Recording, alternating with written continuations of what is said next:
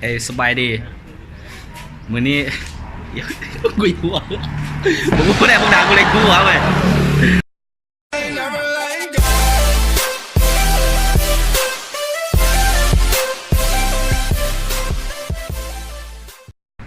สบายดีมาเจอกันอีกแล้วมื้อนี้ไปใส่ว่ามื้อนี้น่ะที่พาไปขี่เลาะรถเลาะลิ้นอย่างชมวิวไปจุดชมวิวไปชมวิวอยู่เมืองสังทองอันนี้นี่คนนี้นะว่า ไปใส่มื้อนี้น่ะ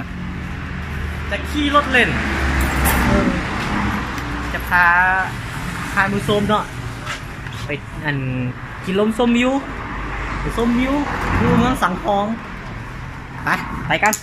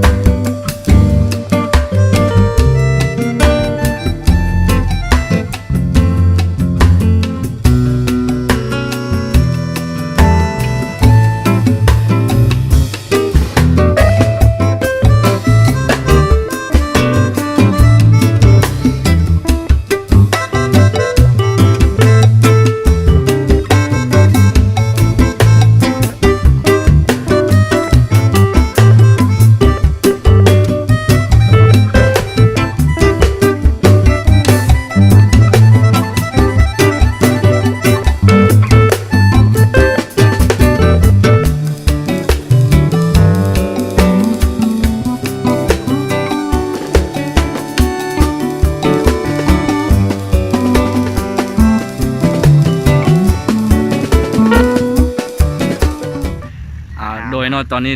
ขี่รถกำลังมาหอนเนาะรู้สึกว่าเมื่อยหลายโดนตอนนี้กำลังมาหอนแล้วไอ้อดีเดี๋ยวที่จะมาฮอดแล้วฮอดสถานที่เพื่อน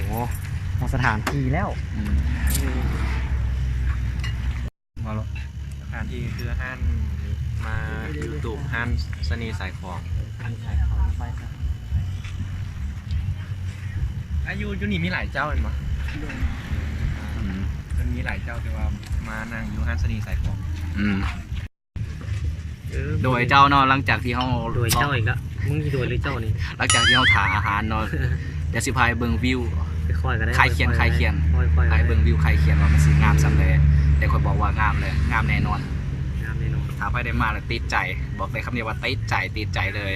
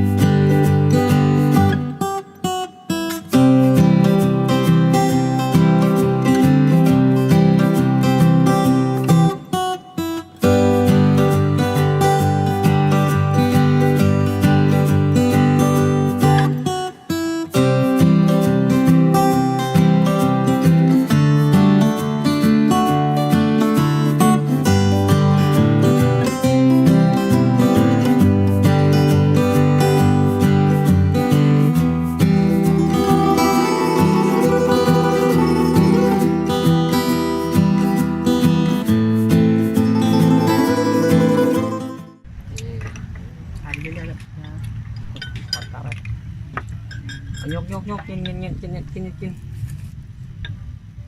รอแล้ว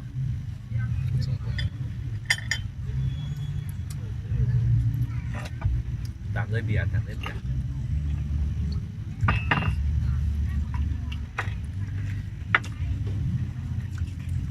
อยากกินได้เบียร์เย็นได้ผู้เดียวโอ้ไม่ได้จอกันพอดีงามเลยเนาะหลักเอาเมื่อวะโอ้ใส่กูมีหลักฐานเลยกูมีหลักฐาน มึงไม่ใส่ไปดอกมึงมีหลักฐานอะไรอยู่กล้องบ่ทำไม่ได้กินแล้วคอป้อม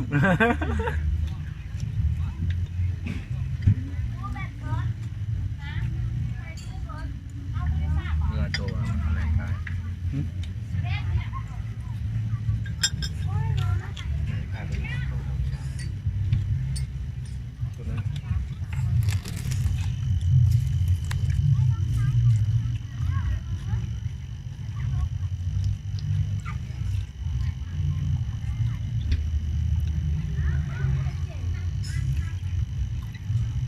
เป็นกล่องใช่ปะ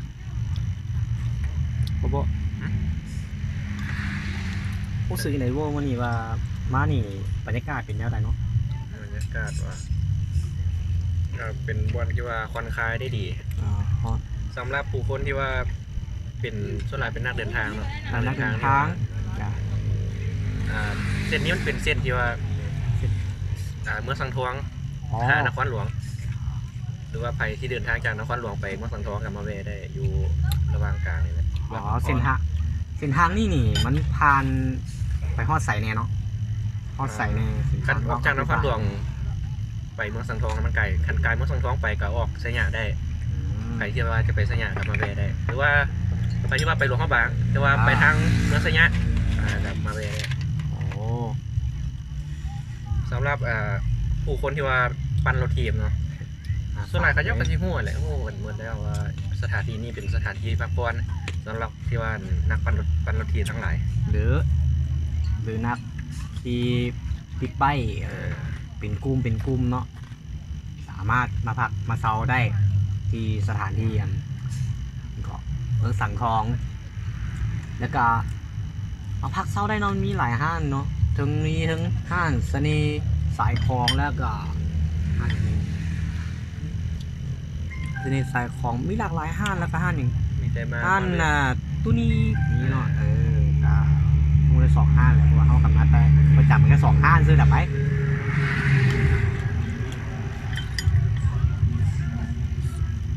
ไว้ในซุก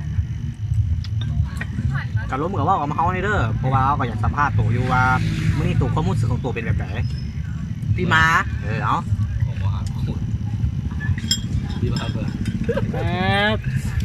จังตามไปแล้วตอบเลย รู้สึกเมื่อย แล้วไปอย่างค่อยเมื่อยเนาะ เมื่อยนั่งรถ โอ้ทั้งที่ไม่ได้ขับ เมื่อยนั่งรถ มันเป็นอย่างสั้นเองเนาะเดี๋ยวนี้สุขเฮ็ดเวียกอยู่ใส่แล้วก็บ้านอยู่ใส่เนาะอยากถาม ถามเพื่ออย่างถามไปอย่าง เอาเพื่อสาวๆหรือว่าท่านผู้ชมที่อาจจะฮู้สุขได้แล้วก็อยากฮู้บ้านสุขอยู่ใส่ติดต่อหาสุขได้ดี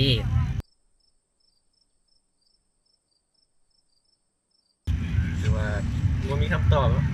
อีกาบิน จิ้งหรีดทอดผมมีสัญญาณตอบรับจากคนที่ถามไปเลยในใจว้าว ของคุณแจงเลย เดี๋ยวรอถ่าเบิ่งตอนเลี้ยงตอนตะเวนกาจิตกดีบรรยากาศที่เป็นยังไง ตอนนี้เนาะสุกคนว่ากล้องนี่แกล้งเลยโคตรแกล้งเลยว่าท่าน oppo สยางรุ่นนี้ หมดกล้อง รุ่นนี้ใส่ดีได้กล้องแบบโคตรเนียนเลยว่ะผิวพรรณดีเต่งตึงโอ้ คนขาวคนดำเป็นคนขาวก็ได้มั้ง หาปลาไหมเมียงก่อน คนดำเป็นคนขาวก็ได้ โคดำเป็นคนข่าวได้โอ้โปรโมทว่าโปรโมทoppo แล้วกูเป็นเฟซกัน อันนี้บริโปรโมท ติดลิขสิทธิ์เขาแล้ว บริโปรโมท oppo เขาเด้อเพราะว่าเขาบริใจเขา ขนาดผู้โปรโมทยังบ่ผิด มันเป็น Oppo มันหัวเว้ย อ๋อมันบอกโอ้ Oppo โอ้สยางขอโทษหัวโวย เขามามื้อนี้ใช้กล้องจับโตเดียวเลยเขามามื้อนี้ไม่ใช่กล้องยังไง เมื่อนี้เฮามาเมื่อนี้เนาะเมื่อนี้ก็มีกล้องสปอร์ตของเขากล้องสปอร์ต ตัวนี้เลย สปอร์ตตัวนี้เดี๋ยวนะขออนุญาตเขาใช้กล้องตัวนี้แต่ละกล้องตัวนี้กล้องตัวนี้ 4K สามารถถ่ายติดสามารถติดในหมวกกันน็อกแล้วก็ถ่ายไปตามหนทาง กล้องกีฬา ได้กล้องสปอร์ต เป็นกล้องสปอร์ต ตามชื่อเลยกล้องสปอร์ต ตามซื้อได้กล้องสปอร์ตเลยเนาะซอกซื้อได้ตามห้านกล้องโดยเฉพาะเลย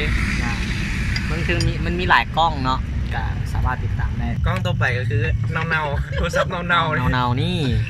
ทั่วไปของเขาอีกนี่ โทรศัพท์เนาเด็ก ยี่ห้อบ่ธรรมดาซัมซุงพร้อมได้เนี่ย ๆแต่ว่า บ่ธรรมดา มันบ่ธรรมดาไอ้หลีเตียกมัน ไส้บ่ธรรมดาแตกแล้วก็สามารถถึงว่าจะแตกก็สามารถถ่ายคลิปยังไปได้เนาะ แล้วก็อีกกล้องก็คือ แล้ว ถ่ายทำ อีกกล้องก็ถ่ายทำอยู่ยี่ห้อไอ้ก่อนยี่ห้อยัง หัวเว่ย หัวเว่ย3i โนวา 3i กล้องโคตรเนียนเลยว่ะสีสันกล้องงามที่สุดเลยมองเอาแก้การถ่ายคลิปถ่ายรูปถ่ายวิดีโอต่างๆที่เขาสามารถจะถ่ายได้ตามต้องการของเขาเลยเนาะเอายกบรรดาเพื่อนๆวันนี้เขามาสั่งสรรค์ ทางชมวิวตามภาษา ชมวิว ฟีเมลไทเกอร์ ฟิวไทเกอร์ลืมฝากซ่องเขาฟิวไทเกอร์เด้ออีกอย่างเขากับบริเฮดคลิปมาหลายเดือนแล้วแล้วเขาพวกนี้เขาก็มารวมตัวกันใหม่เพื่อจะเฮ็ดคลิปให้ทุกคนได้เห็นและให้คนติดตามแล้วก็กดไลค์กดแชร์เนาะยกระบอกถึงแล้ว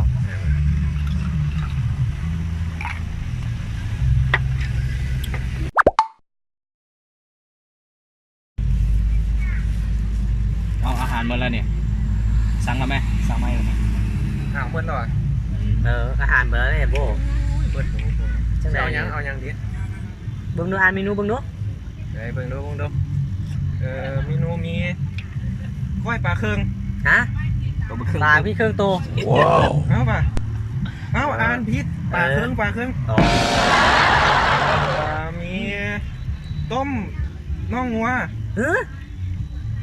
ต้มน่องงัวงัวตัวนี้มีอ้าย What โอ้ยต้มน่องงัวบ่เข้าใจสงสัยมีอ้ายคนนึงมีแล้วเข้าใจผิดไปไงแล้วต่อนี่ปิ้งปลานิ้นเป็นตัว เฮ้ยเครื่องโตบ่ได้ปะบ้านไหนมีเครื่องตัวเขาปิ้งเป็นตัวแล้วมีข้าวผัดจานใหญ่จานน้อยจานใหญ่นี่หมดเลยข้าวผัด จานเครื่องบ่ได้ปะเมนูเขาจะบอกว่าจานน้อยจานใหญ่จานเครื่องมักใส่ถ้วยนะเลี้ยวเตะเขาห้างเขาเจ้าสิให้บ่เลยเพราะว่าเขาเจ้าเขียนมันมีจานน้อยกับจานใหญ่อยากได้พิซซ่ากับแก้ม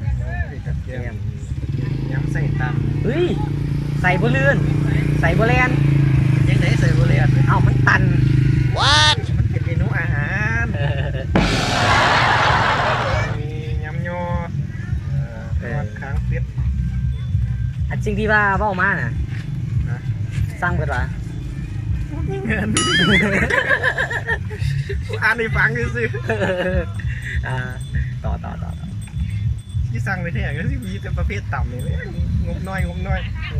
บก็มีน้อยเพราะว่าประเภทต่ำนี่จะมีต่ำมีไว้เฮ้ยต่ำซ่าไว้ปะมากินบ่ได้กินเมนูก็จะบอกว่าต่ำไว้แต่ว่าเจ้าของเขาสิต่ำไว้บ่ฮู้ได้อันนี้ก็เป็นซื้อต่ำกุ้งสดก็มีเฮ้ย